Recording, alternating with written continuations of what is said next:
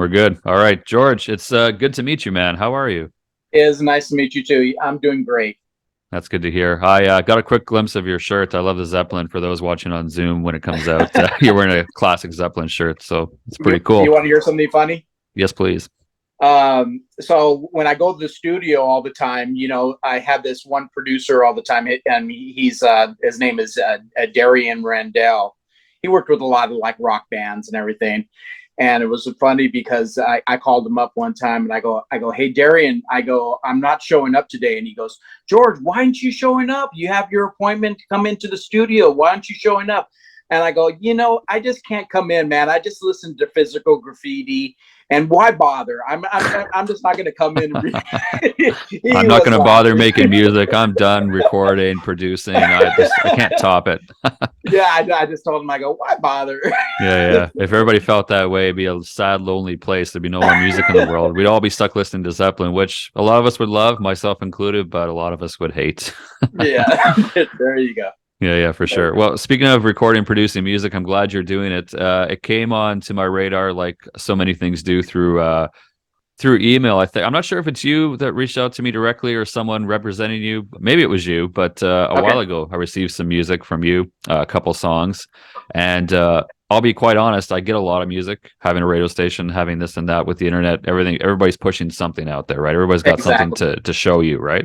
And things can get Exactly. lost. Yeah, things can get lost in the mix. But yours, when you hear something that you know it gets your attention, when it just kind of lights you up, Right. this is what stops and makes you take notice, and yours did. The first song I heard of yours was called "I'm Leaving," which I think is not a new song. I think it was done a while ago. So I'm interested to see where the timeline is and where you kind of start as far as your new solo work. And I know you have a past before that, but with the time that Yeah. we have, I want to hear about what you have done recently and what you're doing now. Yeah. On the past, as far as the I'm Leaving goes, that's from an album that we put together. It was called Is that Rain of uh, Fire or it's Rain of Fire. yeah, Yeah. okay. And on Rain of Fire, it was very very interesting because someone told me to reach out to this guitar player. His name was Jeff Coldman, and he's a very professional player. He goes all the way around the world and plays with a lot of professional bands. So I reached out to him, and he says, "Well, I have to hear the music, and then I'll let you know." So I sent him a couple of songs. He loved the song with my vocals on it. So I went ahead and sent him the tracks, and he went and did all the lead guitar tracks. He finished the whole entire album. And then after that, the song was given to Joe Retta, which is he's a rock singer, he's really really well known. I've heard that And name. so it was given to him.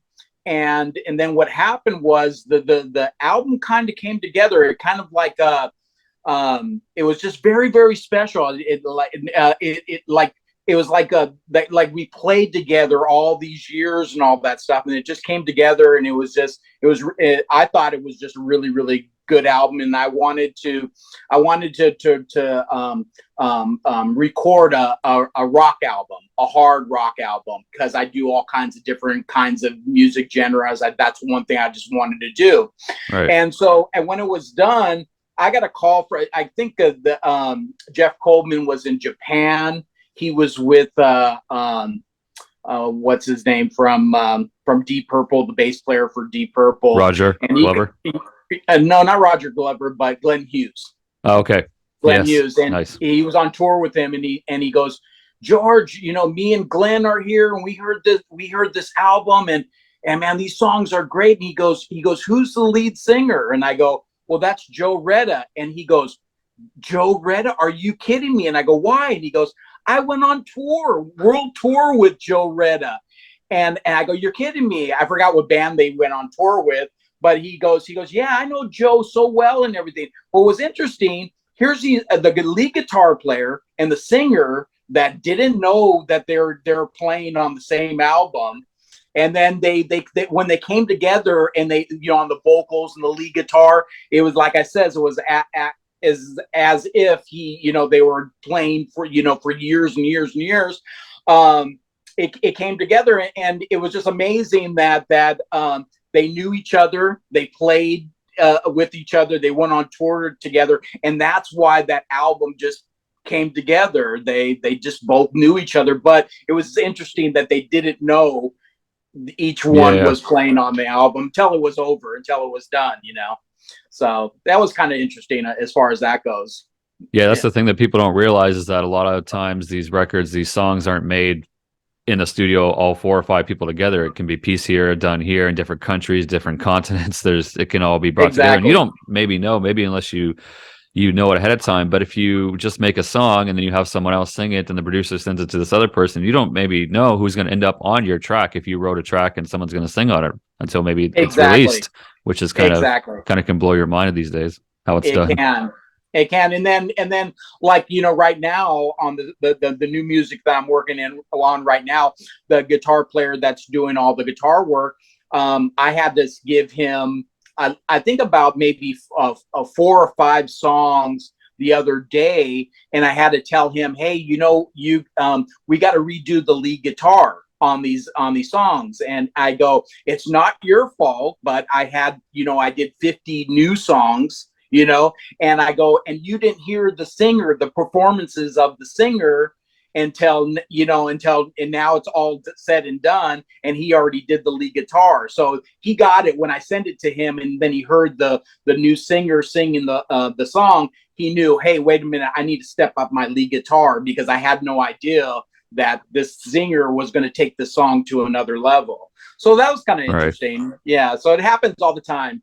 But the great thing is that I got so many great people that I work with, and it's just it's a pleasure. And I'm an artist, kind of like I know friends of mine that play guitar, and they sit there and they say, well, it's your music, and it's my way or the highway. That's the way they take Yeah. music. Yeah. They have to play on everything. They have to be on everything. And I'm not. I'm different. I like write all the music, but I really enjoy giving a vocalist or a guitar player the song and just go, hey, do your thing, what you want to do, and take it to where you wanted to go. And it's just magical when it comes all together. Yeah. It's Yeah. great.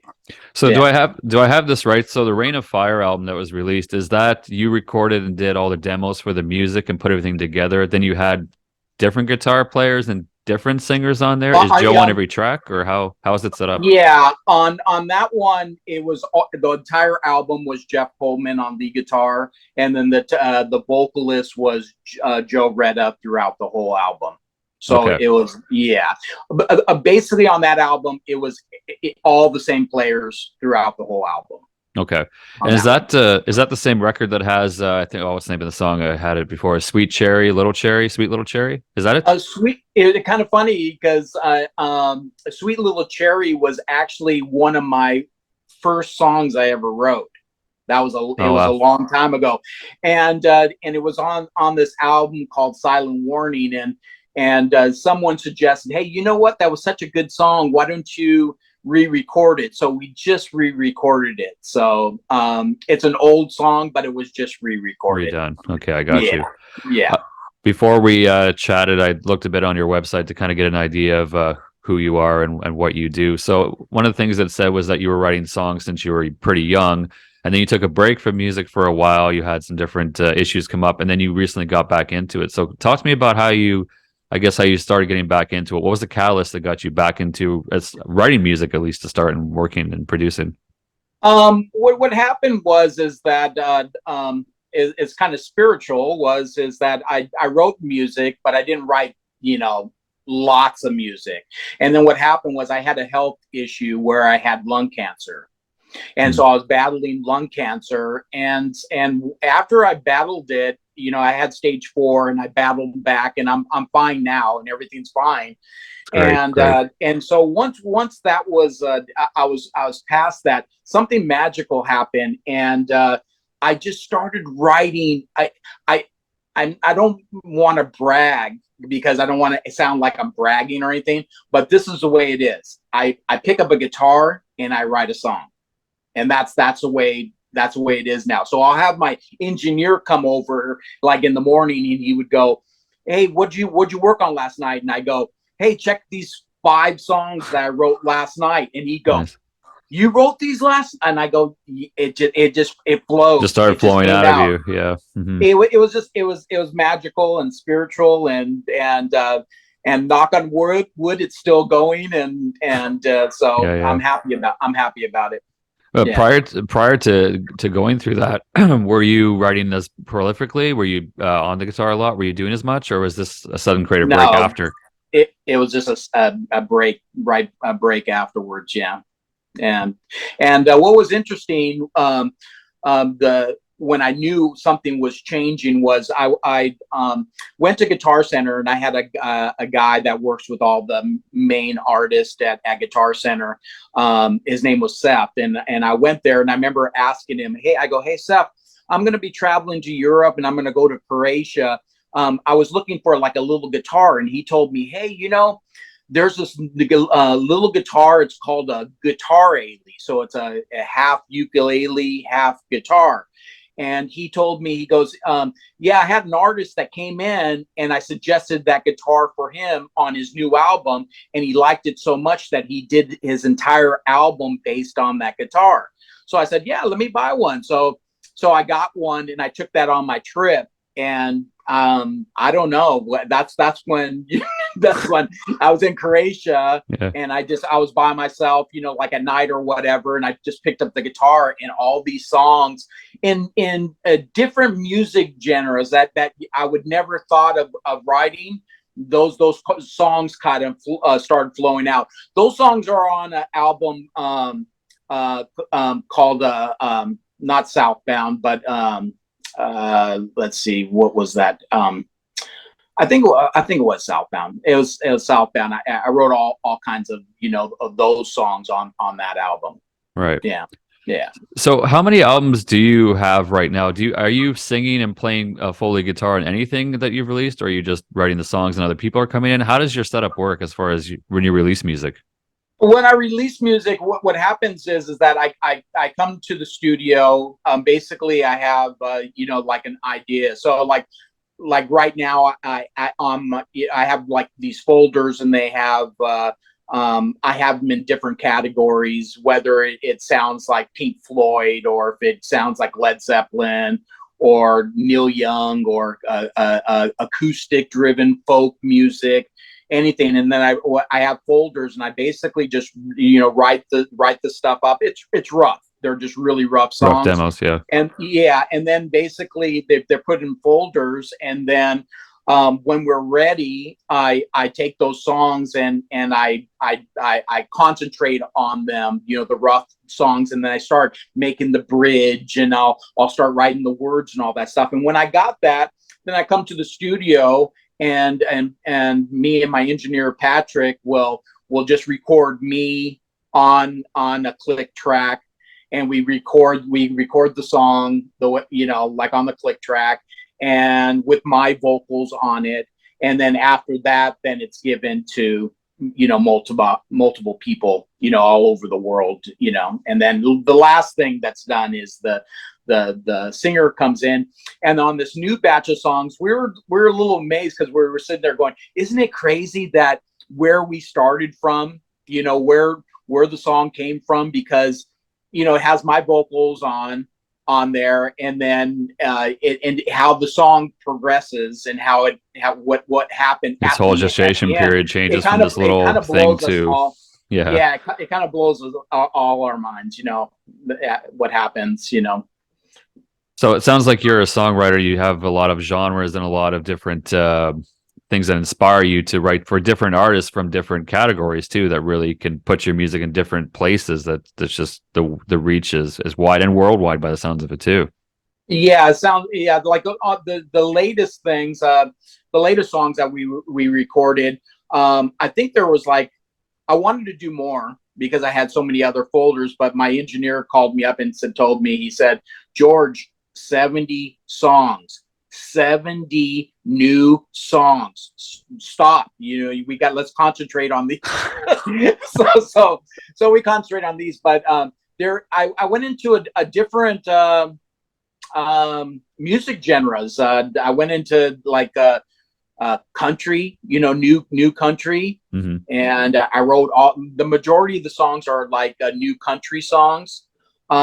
I always add a little bit of southern rock into it because I'm a Skinner fan and Outlaws fan. So Nice. Yeah. I always have to add that little bit of rock into them. But these are more traditional country songs that are on the radio now and all that.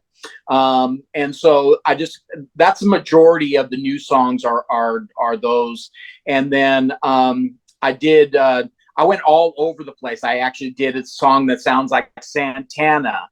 It could be on as like a hit for Santana. Wow. Even Hawaiian song where everybody goes, "Where the heck did that come from?" And I had to go try to find this Hawaiian singer because you want it to be that Authentic. Yeah. Yeah. I got you. And so we did that, and then a lot of like pop rock songs. Where I don't know, it just came out, and yeah. So out of that batch, it's just a variety of like I said, folk songs, a lot of singer-songwriter songs, a lot of songs that sound like acoustic Beatles songs kind of thing. Wow. Very cool. So yeah, we were. That's what on this new batch. That's what we've been working on, and like I said, they came out. People said that this is my best work. These new 70 songs, they said this is my best music that I put out. So that's nice. What they. Well, that's good to hear. Yeah. That's very cool. I'm curious. Let me ask you this. You mentioned you do a scratch vocal on a lot of the demos that you do it before you hand it off. But have you thought about doing a full real life song with your voice? Do you feel like your voice is capable of doing that? Could you have like a George Setka where it's you playing guitar, you're singing? Could you see yourself doing an album like that where it's just music for you by you? Yes, yeah, definitely. And then a lot of people like say for instance, there was a couple of songs on this new batch where people said, "Hey, you know what? You keep them for yourself," type of thing. Yeah. Yeah, your vocals sound great on it. I think my thing is that what happened when I was in a band was everybody would say, "Oh, you should get a new singer." So I would get a new singer, right? And then we would go play these parties and go play all over the place. A new singer instead of you? Were you singing in the band? They told you to get a new singer? I was singing.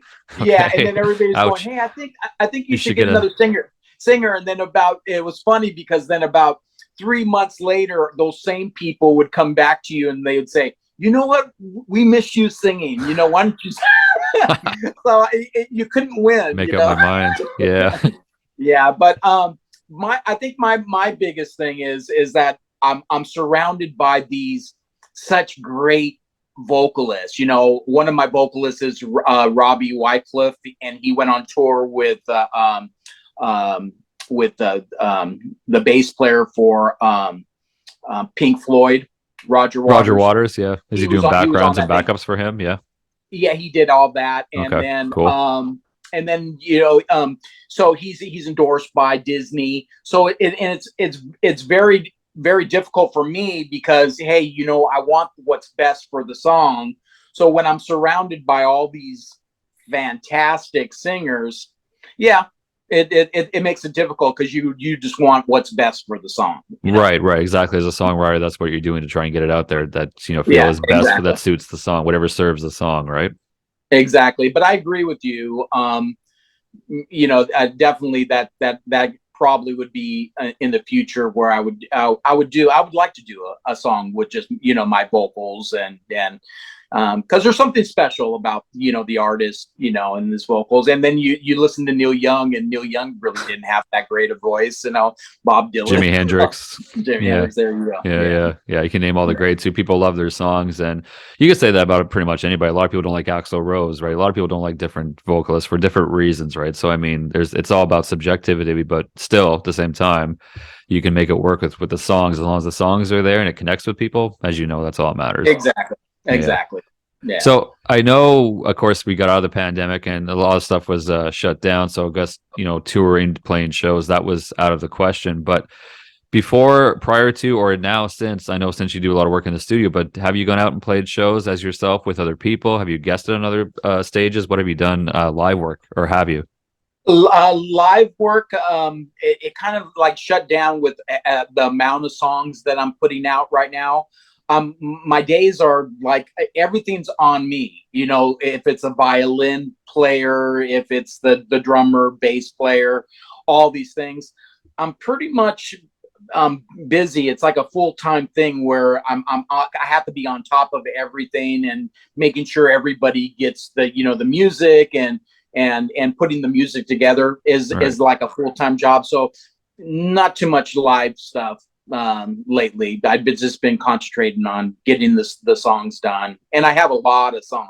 I mean, a Yeah, lot it of sounds like it. different. Yeah, yeah, 70 at least, if not more. yeah, yeah. Yeah, yeah. That was just the first. That was this latest batch. I already had 150 before, so that's just the latest batch. So yeah, so I've just been concentrating on that. So do you have coming up then for studio work and for your songwriting, do you have anything coming out that you can mention under someone else's name or that you're working with that you can say, well, like what's immediately coming up within this year that you can talk about? Um, I just basically I got a lot of publishers that are waiting for new music. So that's basically what I'm concentrating on is getting the new songs done because, like I said, I went into another music genres and for to try to sell the songs and that for artists, established artists and all that stuff. So basically that's what I've been concentrating on right now. I got you. I remember Yeah. reading, like I said, on your website where it said, I think you were writing songs since you were 9, 10, 11, 12 years old, something like that, a long time ago. Does any of the songs you wrote back then, has any of that carried through to your adult life? Have you put them anywhere? Have they had life outside of that? Or are they just like um beginner stages type of things? it's a beginner stage of things, but there a lot of the older ones. There's some some gems in there. It just the problem is just getting out there and promoting it and everything. Um, finding that access and road and everything. It's pretty difficult. You talk to a lot of people, and it's hard to get it out there and all that Yeah, stuff. Right? there's so Yeah, much out there exactly. already. Yeah, Yeah, I know yeah. exactly. You got to make it stand out. Well, it is standing out for sure. You mentioned Croatia. I want to hear about your trip there. Was that for music? Was it for business, or was it just a personal trip? What brought you out to Croatia? I was fascinated by Um, that. yeah, my family's all from Croatia. So I usually go there at least like every other year. And so that one trip was when I took that guitar Ailey.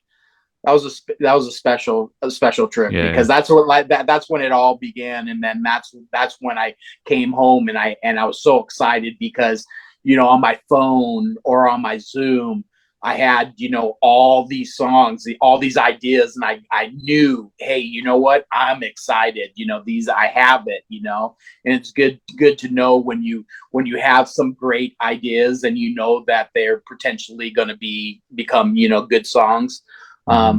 I was like, yeah, I was excited, but the Croatian trip was spent mostly just doing those songs and like I was telling you earlier, um, I found myself like, say for instance, I would write something, and then right after that I would go, okay, I'm going to go to bed now.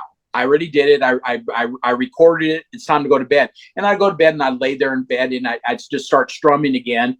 And here's another song. And then I would have to get up and then record that. And they were just coming out. It's And hard to shut your so, mind off. You're so creative. You're always thinking, yeah, yeah. or something inspires you, something comes up next. That's why when the guy came over the next day and you had 5 songs already written, it was a shock to him. But to you, it's like, well, that's just what happened.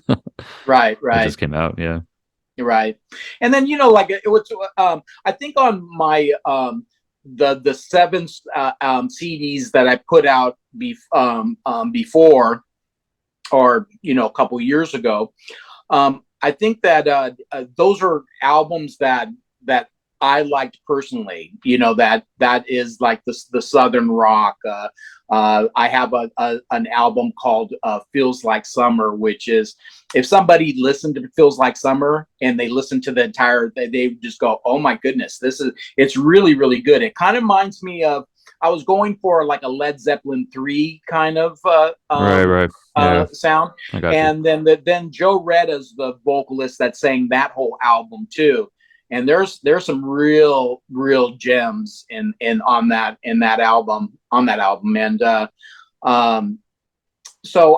I think as far as the albums that I did in the past, I those were for me. That was me personally, that, hey, you know what, this is the music that I like, I really, really like, and those are the albums I put out.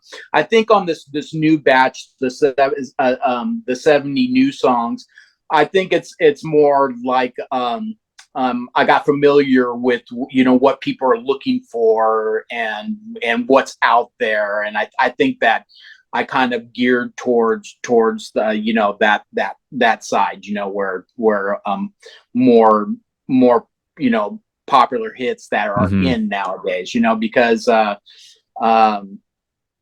like they said, it's like everybody wants to like hear. Not that I would do rap, but everybody, today, they want just rap, and they want all That's what's these popular, songs. And yeah. you're sitting there, Or yeah, you're auto-tuned just sitting there or going, "Come on, what process happened pop. to Yeah, what? exactly. Yeah, what happened to the good old fashioned rock and roll?" Yeah, And the so, real live rock and roll, exactly. exactly, yeah. Joe Retta is a name that keeps coming up in your history as far as working with him. You've worked with him a lot by the sounds of it. Do you see yourself continuing? Do you kind of feel like you sometimes write for his voice these days? Now you've written for him quite a bit, or written songs that he's tackled, I should say. Yeah, with the Joe, it's just kind of funny because we just finished the song, and he goes, and this is what he told me. He called me up and he goes, "George," and I said, "Yeah," and he goes, "Man, you went high on that one part, on the bridge." On And the I go, melody, yeah. "Joe," I go, "Joe," I laugh every single time when I'm recording, because at the end, when I do my scratch vocals, at the end, I sit there and I tell the engineer, Patrick, I go, "Thank God for Joe Retta. Thank God that he's going to be singing this one, because I have the vision. I know what I want to hear, to hit those notes. Yeah. But Joe's the guy that actually could make the whole thing come true. You know what I Right. mean?" So On the he's demo, my, you can duck the note if you wanted to, but knowing that but you laid it out so he knows, hey, you're gonna have to hit that octave, hit that note, and you could just yeah, sit back and let it happen, watch it happen, hear yeah, about it happen. yeah, and he Yeah. hits it. He hits Oh it yeah. all the time. So it's this. That's really, really special to have somebody. And like Joe told me, we just finished a couple of songs, and he called me up and he goes, "George," and I go, "Yeah," and he goes, "We make a great team, don't we?" And I go, "Yeah, we really do." So my style of songwriting with his vocals, it's almost like it's a match mate. That's like, definitely, Yeah.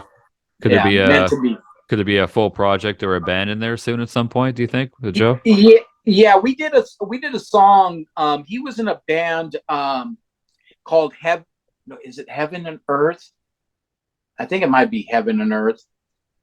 I'm not sure, so don't hold me to that one. But he was in a band, a pretty popular band, and then his guitar player. Me and Joe were working on a song called "On My Own," and Okay. "On My Own," if you heard it, it sounds like.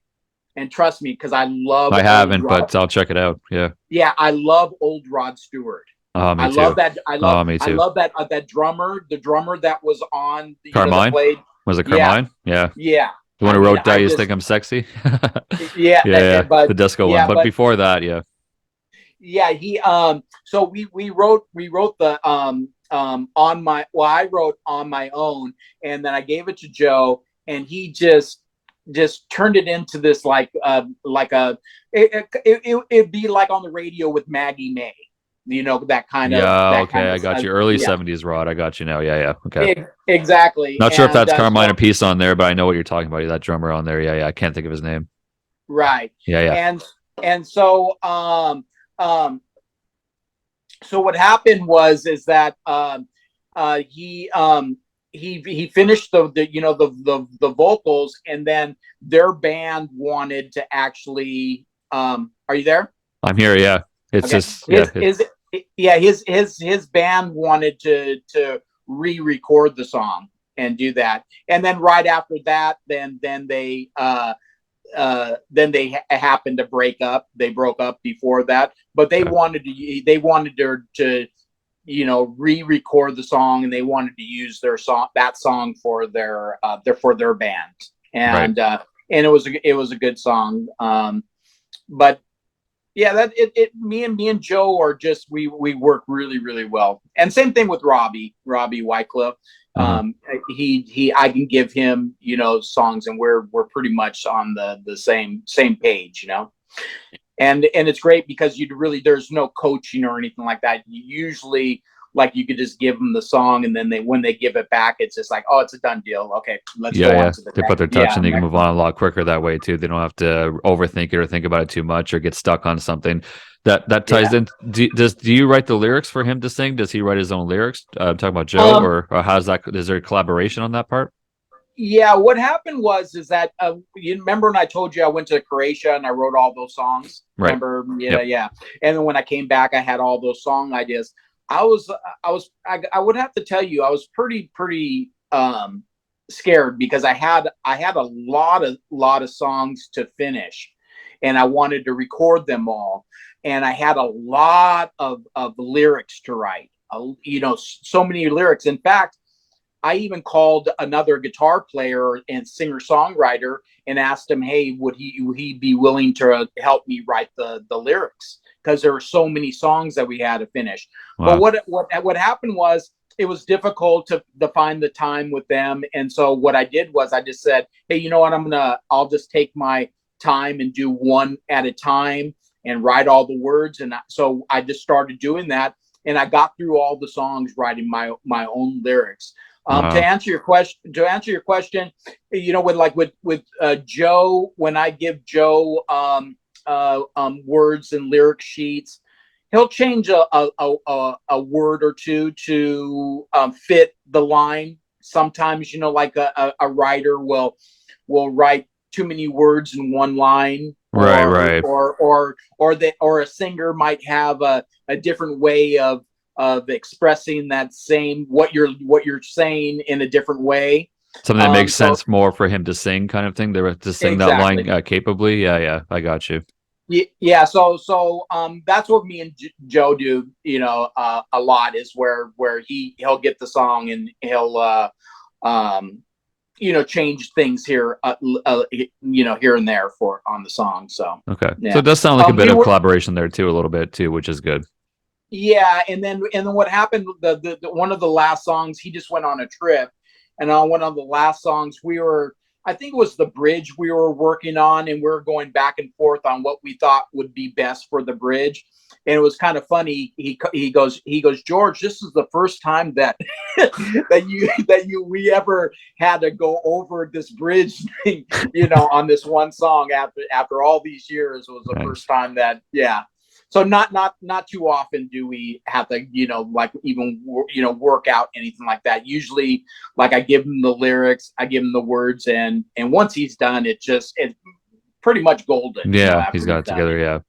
Well, for people who are going to be listening to this and who don't know who Joe Retta is, they can check out the song "I'm Leaving." They can check out your awesome songwriting, of course, but they can check out some great lead guitar playing, and then, of course, the great, amazing vocal from Joe Retta. It's just the amazing bluesy sound that he's got going on. I assume he wrote the song with that kind of bluesy, blues rock type of feel, and then they kind of took it to another level. That's how that song "I'm Leaving" kind of started off. You had that vision.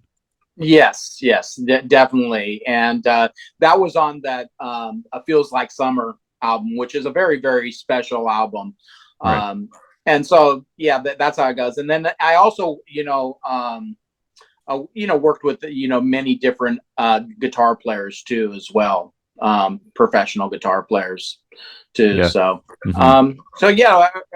we work with there's a lot of people. I kind of like to think of it as our team, and we're all a team. And we got violin players. We have a piano player that's pretty steady, that does all our piano work and keyboards and all that stuff.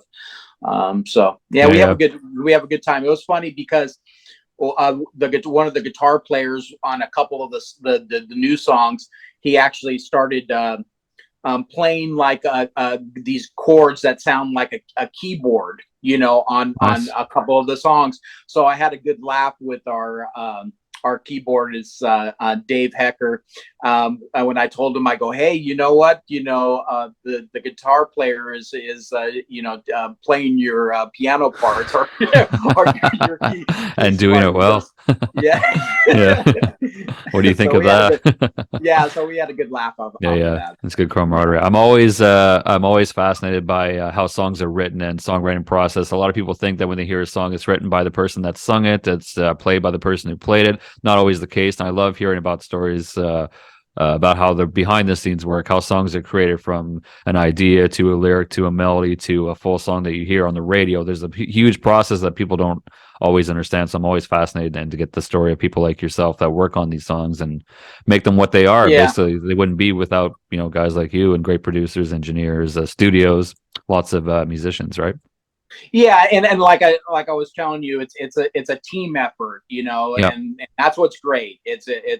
That's what's great when you have this group of people that we're all team members. Ever no egos, right. just where Just we all work on one goal to make yeah, sure the make a good song comes song. out great.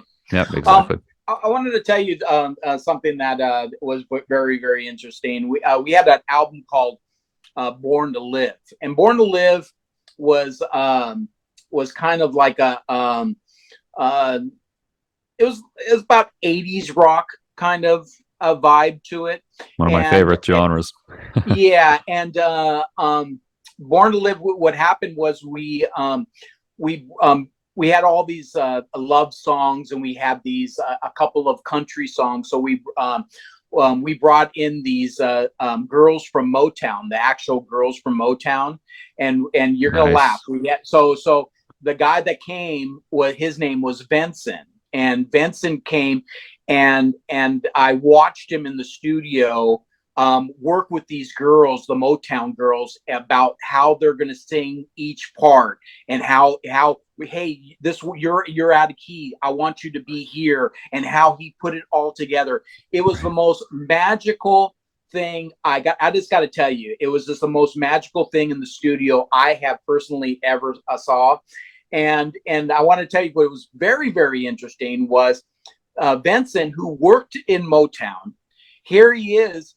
I was talking to him about Led Zeppelin, and I found out that he's this huge Led Zeppelin fan, and he likes all Right. kinds of like rock. And I was blown away. So what happened was there was a song called what is it?